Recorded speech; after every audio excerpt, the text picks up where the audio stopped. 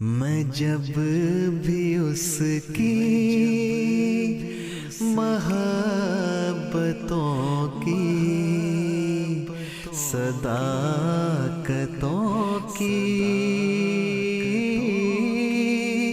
किताब लिखूं तो सबसे पहले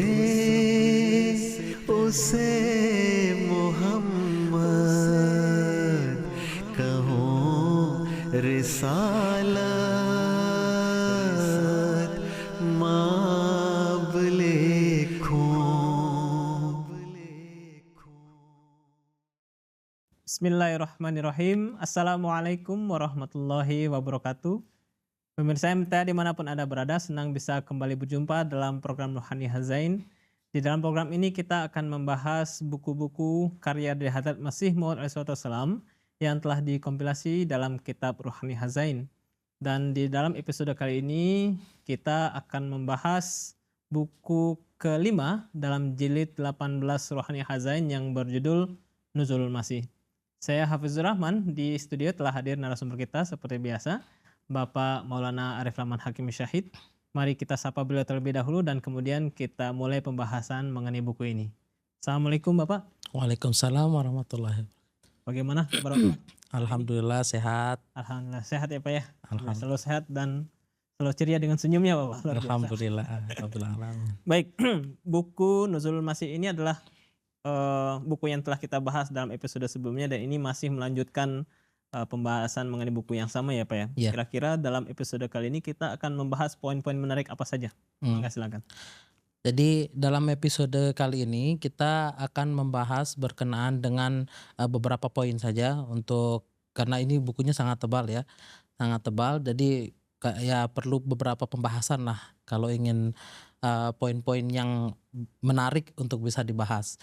Nah, yang pertama itu di sini ada ajakan bermubahalah ya dari para ulama tentunya, dan juga sambutan dari Hadrat Masih Maud alaihissalam tentang berkenaan dengan mubahalah tersebut.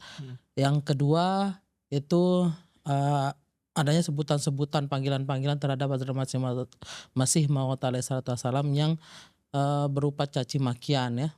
Terus yang selanjutnya itu adalah nanti kita akan membahas berkenaan dengan adanya keberatan terhadap Hadrat Masih Maud alaihissalam dari para ulama tentunya ya, dari para ulama berkenaan dengan munculnya tahun tersebut. Nah, terus nanti di situ pun dari keberatan itu nanti kita ada turunannya seperti ada berkenaan dengan tafsir-tafsir yang namanya Dabbatul Ard. Baik, kurang lebih ada 3 poin dan plus tambahan nanti penjelasan mengenai Dabbatul Ard yang akan kita bahas dalam episode kali ini.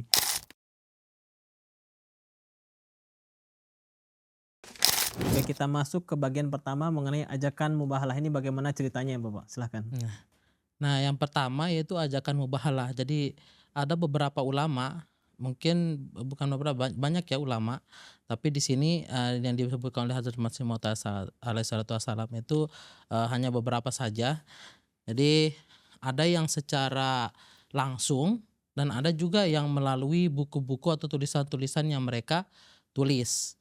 Nah, di sini beliau menyampaikan bahwa ajakan-ajakan para ulama menyatakan dan menyebut ya Hadrat Masih Maud alaihissalam itu sebagai Musailamah Al-Kadzab.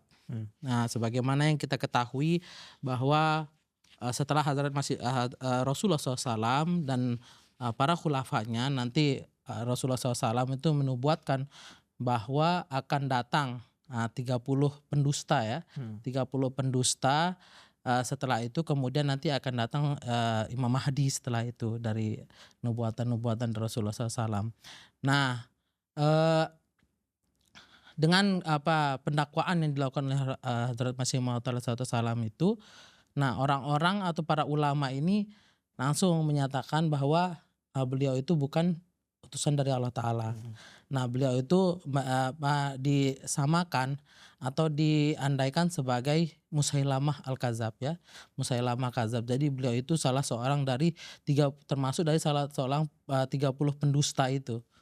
Nah, makanya mereka itu semuanya seolah-olah kompak ya. kompak untuk menyebut beliau sebagai itu, sebagai Musailamah al-Kadzdzab karena pendakwaan beliau tersebut. Tapi sebagaimana para pendakwa palsu yang dikabarkan Rasulullah SAW, masanya telah berlalu ya. Jadi dari penelaahan Hadrat Masih Maud salam dan beberapa ulama tentu yang memiliki hati yang bersih. Jadi dari sejak setelah Hadrat Ali radhiyallahu taala anhu itu sudah terhitung 30 nama pendusta itu. Nah, kita juga sudah mungkin dalam buku-buku kita sudah tahu nama-namanya ya. Dari ada namanya Asad Al-Ansi dan sebagainya. Terus di sini beliau menyampaikan bahwa beliaulah Al-Masih yang dijanjikan tersebut dan bukan Musailamah al-Kadzdzab termasuk dari antara 30 pendusta. Nah, oleh karena itu ketika beliau menyampaikan hal tersebut, jadi orang-orang ada yang mereka itu secara langsung menyatakan, wah kalau memang benar engkau itu utusan dari dari Allah Ta'ala dan merupakan person ya, sosok yang dinubuatkan oleh Rasulullah SAW, maka marilah kita bermubahalah. Nah, ada beberapa ulama yang secara langsung gitu menyampaikan kepada Hazrat Masih Maud salam, tapi ada juga yang melalui buku-bukunya. Itu dalam bukunya menyampaikan secara tidak langsung kalau misalnya dia itu pendusta, maka Allah Ta'ala akan melaknat atau menghancurkannya seperti itulah, atau langsung membunuhnya ya. Terus ada yang secara langsung mengajak untuk bermubahalah.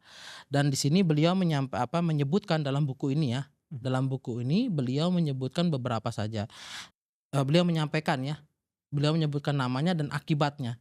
Maksudnya dia setelah bermubahalah itu dari beberapa hari atau beberapa bulan setelahnya itu apa yang terjadi.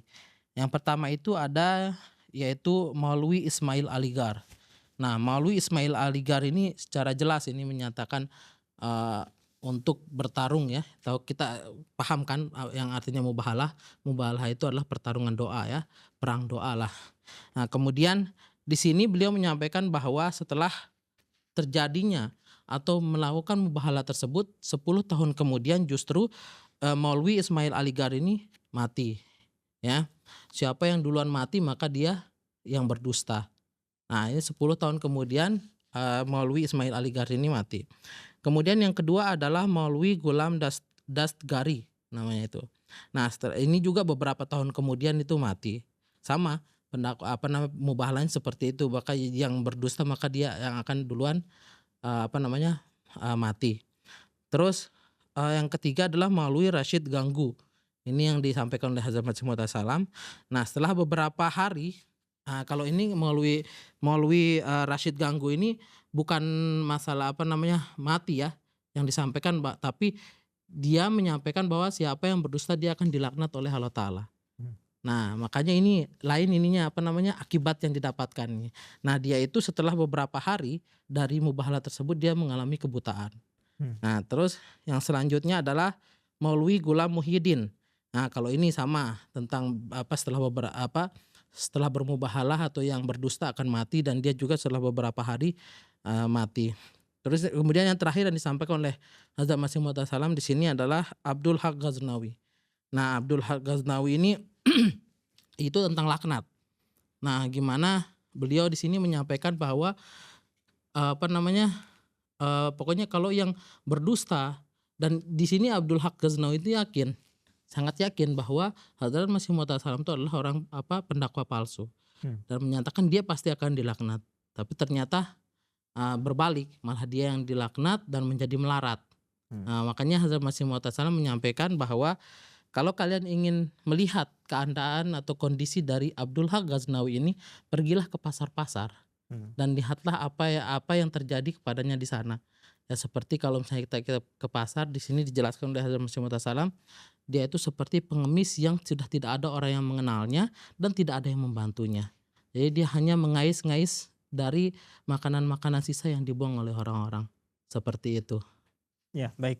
Sangat jelas apa yang Bapak ceritakan atau Bapak jelaskan mengutip dari apa penjelasan Hazrat Masih Maud di sini. Mm-mm. Di sini sangat jelas bahwa para ulama, beberapa ulama pada waktu itu menyamakan Iya. Hazrat Masih Maud seperti Musailamah, Oke. salah satu dari 30 pendusta yang Ya. dinubuatkan oleh Hadrat Rasulullah SAW yang akan muncul setelah kewafatan Hadrat Rasulullah SAW. Ya. Tetapi Hadrat Masih Maud kemudian menjelaskan bahwa 30 pendusta itu sudah berlalu, nama-namanya sudah ada, dan beliau adalah orang atau sosok yang dijanjikan. Kemudian beberapa ulama ini menantang ya Pak, menantang dengan cara mengajak mubahalah, baik itu secara langsung menyampaikan kepada Hadrat Masih Maud ataupun secara tidak langsung dalam buku-buku mereka untuk menantang mubahalah, di mana mereka meminta dalam pertandingan doa dalam artian mubahalah, meminta Allah Ta'ala menurunkan laknat atau kematian bagi mereka yang berdusta di hadapan mereka yang benar ya Pak ya. Iya. Dan di dalam buku tersebut Hadrat Masih Maud SAW menceritakan beberapa ulama yang mengalami menghadapi menerima ajalnya di zaman Hadrat Masih Maud SAW, dan beberapa di antaranya menerima laknat dari Allah Ta'ala berupa hilangnya penglihatannya dan sebagainya macam yang tadi Bapak jelaskan. Baik, sangat jelas sekali dan sangat menarik lah, sangat menarik.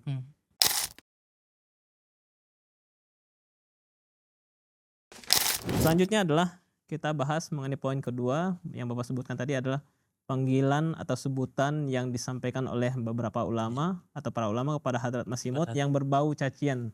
Ya. Ya, ini bagaimana penjelasannya? Silakan. Berkenaan dengan panggilan atau sebutan ini sebenarnya ya kita mungkin sudah sering mendengar ya, kita sudah sering mendapatkan mungkin ceramah atau daras lah dari para atau mubalik atau orang-orang yang memberikan daras ya berkenaan sebutan ini. Tapi di sini Hazrat Masih Maud salam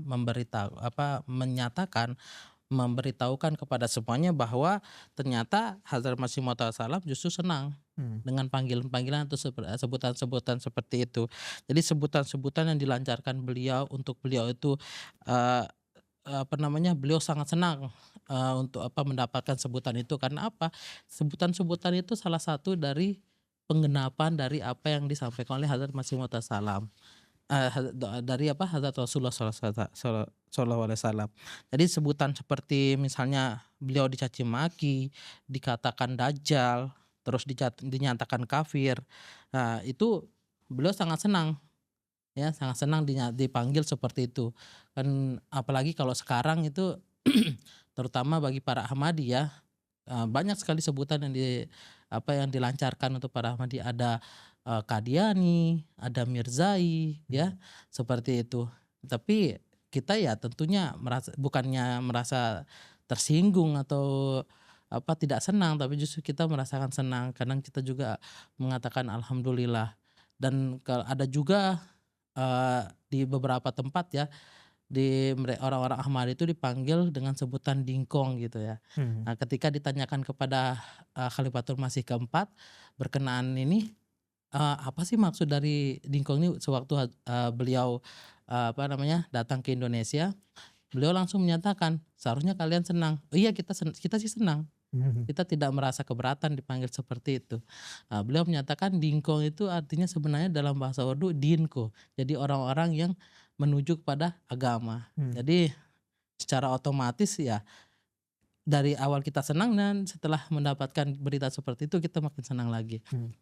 Dan kemudian di sini dengan itu Hazrat Masih Maud salam menyampaikan bahwa cacian atau sebutan-sebutan dajjal, kafir justru ini menyatakan bahwa karena dalam surah Al-Fatihah ada satu nubuatan tersembunyi atau tersirat bahwa sebagaimana orang-orang Yahudi menyatakan kafir dan dajjal kepada Hazrat Isa alaihissalatu wassalam ya, sehingga menjadi maghdubi alaihim.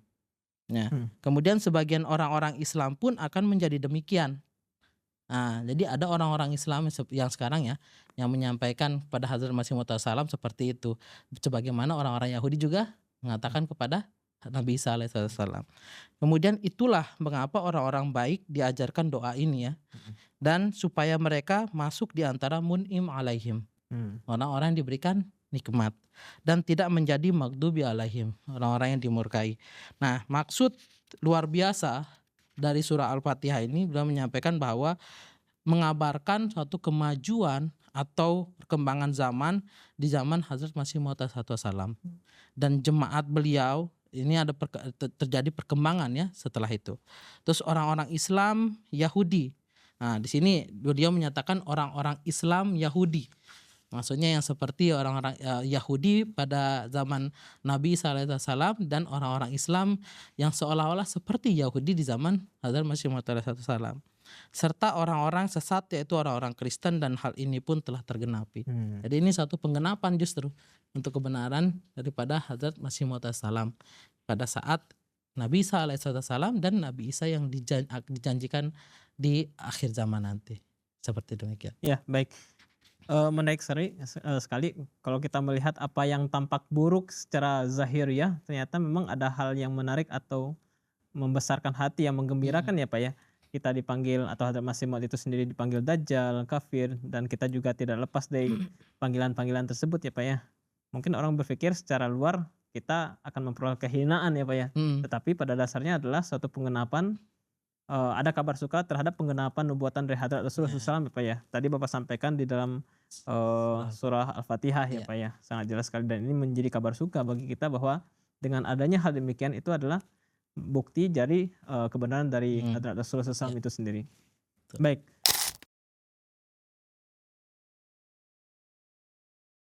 Selanjutnya adalah mengenai keberatan. Keberatan yang disampaikan kepada Hadrat Masih Maud mengenai tahun. Ini bagaimana Pak? Nah, mengenai keberatan ini, Hazrat Masih Maud mendapatkan keberatan dari beberapa ulama berkenaan dengan tahun. Jadi ada sebagian ulama bertanya kepada Hazrat Masih Maud, kalau misalnya tahun ini adalah bukti dari kedatanganmu yang dijanjikan, maka tentunya sebelumnya kamu pasti dikabari oleh Allah Ta'ala.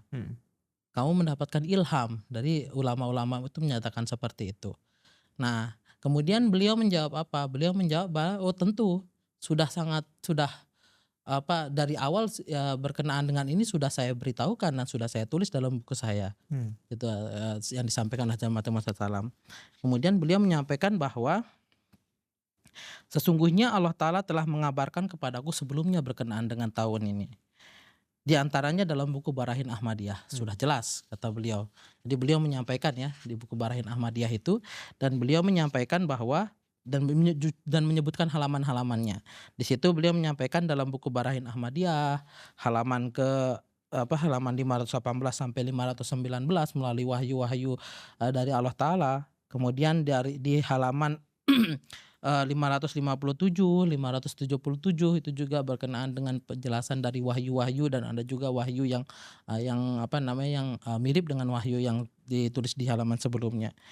Kemudian di sini beliau menyampaikan juga ada juga selain wahyu yang beliau terima dari Allah Ta'ala, yaitu beliau memperlihatkan kepada Hazrat Masih Maud alaihissalatu wassalam sebuah ru'ya, ya, sebuah ru'ya dengan berkenaan dengan tahun ini. Dan dengan ini juga beliau alaihissalatu wassalam menafsirkan tahun ini sebagai salah satu dari Dabatul Ard, yaitu tanda-tanda dari akhir zaman. Nah, kalau kita membaca ya, panjang juga ya ini tentang berkenaan dengan ru'ya ini, tapi jelas sekali di situ. Jadi ru'ya yang diperlihatkan kepada beliau itu benar-benar seperti Dabatul Ard itu. Ya, ada pengandaiannya, metaforikanya seperti itu, personifikasinya juga ada gitu. Nah, seperti itu berkenaan dengan keberatan itu. Dan ada juga nanti berkenaan dengan Dabatul Ard. Ya, baik. Artinya keberatan yang disampaikan atau dilontarkan oleh para ulama ini sudah terbukti terjawab ya Pak ya di dalam buku ini, bahwa beliau sudah menubuatkan bertahun-tahun sebelumnya, bahkan sebelum pendakwaan beliau, di dalam buku beliau Barahin Ahmadiyah, ketika beliau berjuang membela Islam pada waktu itu ya Pak ya, ketika Islam dalam tekanan berbagai agama terutama Kristen, beliau menuliskan di dalam sana. Di sana ada referensi yang sangat jelas. Artinya di sini membantah atau menjawab tuduhan bahwa Hadrat Masih Maud tidak atau belum menubuatkan mengenai tahun ini. Pada dasarnya beliau telah menubuatkan mengenai tahun ini. Selanjutnya tadi Bapak menjelaskan mengenai Dabatul Ard, ini bagaimana Pak? Nah, Nah, Dabatul Ard ini salah satu yang itu ya yang menarik ya. Karena dari sabda-sabda Hadrat Rasulullah SAW berkenaan dengan tanda-tanda akhir zaman nih. Nah, di dalam tanda-tanda akhir zaman itu ada munculnya Dabatul Ard. Nah, di sini mungkin orang-orang menyampaikan menyebutkan bahwa Dabatul Ard ini secara harfiah. Jadi orang-orang di luar, orang-orang ghair Ahmadiyah sebagian besar ya mengartikan atau memaknai Dabatul Ard ini sebagai sesuatu yang harfiah.